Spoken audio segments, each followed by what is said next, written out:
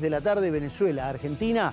Vamos a Argentina con la escaloneta, ¿eh? Muy bien, gracias Coquito querido. Mañana seguramente con todo el análisis. Momento del consultorio jubilado con el doctor Perkovich. Fede, ¿cómo te va? ¿Cómo andás? ¿Qué tal, Facu? ¿Cómo va? Bueno, empezamos a meternos con las consultas, pero quiero, si podemos hacer rápidamente, mostrar nuevamente el análisis que hacíamos ayer respecto a si ganan o pierden los jubilados. ¿Te parece? Sí, cómo no. Dale. Yo ahí preparé unos gráficos donde en el primero muestro un panorama general de los últimos 20 años, pero que después me voy a enfocar ahí donde vemos aquel pico alto que es el 2016. A partir de ahí empezaron a caer los saberes jubilatorios, tanto los mínimos como los medios. Entonces, en la placa siguiente, lo que muestro justamente es ese periodo, desde 2016 como la línea azul, que es un haber medio que hoy ronda los 700.000 pesos, perdió casi la mitad de su valor, y el mínimo, en cambio, sostenido por los bonos, en especial de 2022 en adelante,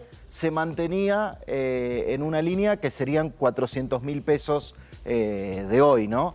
Y vemos que hay una diferencia a partir del DNU que ató la movilidad a la inflación, que eso lo pongo en la placa siguiente, todavía más detallado, haciendo foco en los últimos años, donde vemos que la movilidad general era caída, decaída en términos reales, pero los mínimos estaban sostenidos por los bonos.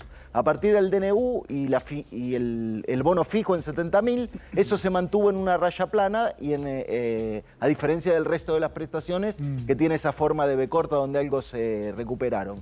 En definitiva, viene siendo decaída por lo menos en los últimos 8 años, y en especial en este año pierden los mínimos con relación a los saberes. Ahora, a los demás. Fede, igual hay una más. Fíjate esta última. Espera, que complete la última y ahí te hago preguntas, entonces, dale. Esta última, la línea de puntos, representa en ambos casos, tanto para los mínimos como para las prestaciones generales, cómo hubiera evolucionado la fórmula anterior, la de la ley 27609. ¿No? Porque si se hubiera quedado con la fórmula anterior, ¿dónde estarían hoy las mínimas?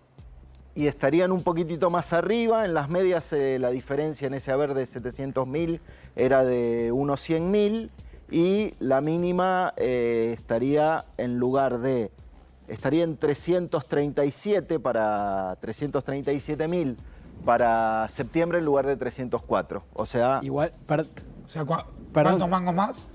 30 y pico, 30 lucas más. 35.000. Bueno. Mirá, perdón, me hago una aclaración. Fíjate en el gráfico de arriba, si podemos verlo en pantalla, porque ahí se ve claro. La parte azul del gráfico que hizo el doctor Perkovich es 3 jubilaciones mínimas, ¿sí? Que gente que gana un poquito más. Fíjate cómo con la fórmula de Milei, ¿sí? Si bien es cierto que se recuperó, después quedó planchado. Si se hubiera mantenido la fórmula anterior, estaríamos hablando de que un jubilado que cobra 3 jubilaciones mínimas está en 800 lucas contra los 700 que cobra hoy. Exacto. O sea, perdió 100 lucas en total. Cobra 3. El que cobra 3 es un ejemplo para probar, pero digo, la fórmula... ¿Por qué se tocó entonces la fórmula? Porque la fórmula es muy perniciosa para cuando tenés un salto inflacionario. Era muy perniciosa cuando tenés un salto inflacionario muy grande de un mes para el otro. Pero en el largo plazo termina recuperando. Quiere decir, a ver, te interpreto y corregime, Fede, si me equivoco. Si se plancha la inflación, se plancha obviamente la jubilación y nunca va a poder recuperarse al ritmo que debiera haberse recuperado. Ahora, si Argentina crece, pero se plancha la inflación, se planchan las jubilaciones. Absolutamente. Y si no se plancha la inflación, en términos reales y de poder adquisitivo, también quedan planchadas. Es decir, nosotros venimos con una inflación en los últimos meses en torno al 4%, y los aumentos que reciben los jubilados son del 4%. Es decir, que no están recibiendo un aumento real y efectivo, con la aclaración que el IPC es un índice de precios al consumidor general. Claro. Después, si partimos ese índice si abrimos de precios, ese número, vemos que hay distintas cuestiones. Yo vengo viendo que, por ejemplo, los gastos de salud, de medicamentos y demás, crece más que el promedio general, y me pregunto si en general los jubilados, beneficiarios de la Seguridad Social, son adultos mayores, ¿cuánto de su ingreso tienen que dedicar a ese ítem, ¿no? ¿Vamos al consultorio? Vamos nomás, algunas preguntas contesta Fede, vamos. De la gente, vamos a leerlas. Gracias a todos los que se comunican. Buen día, mi esposo no tuvo aportes. ¿Puedo acceder a la pensión por viudez? No, la pensión por viudez es contributiva, es decir, que requiere de servicios con aportes. Bien.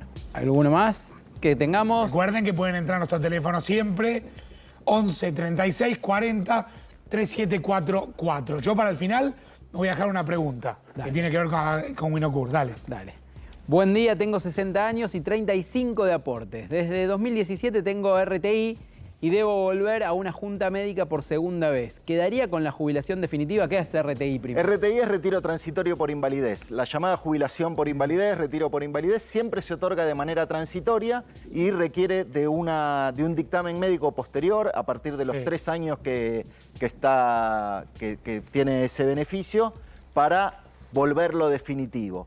Si la persona en el transcurso de ese tiempo llega a los requisitos de la jubilación ordinaria, ya no es necesario ese examen médico, es decir, si cumple los 65 y se transforma en jubilación ordinaria. Pero si todavía no tiene los requisitos, que Claudio Barón, 60 años, le van a hacer una revisión médica y de confirmarse el porcentaje de incapacidad, se mantendría con un RDI, un retiro definitivo por invalidez, que es el que se va a mantener, pero que a los efectos previsionales es igual que una jubilación, cambia un poco la forma de calcular el haber. Bien, ¿uno más? Dale, vamos. Uno más. Buen día, hace 8 meses presenté los trámites en ANSES para mi jubilación y todavía no tengo respuestas. Bueno, ¿qué puedo hacer? Esto es interesante porque hay modificaciones recientes. La Ley Bases trajo modificaciones en la Ley Nacional de Procedimientos Administrativos.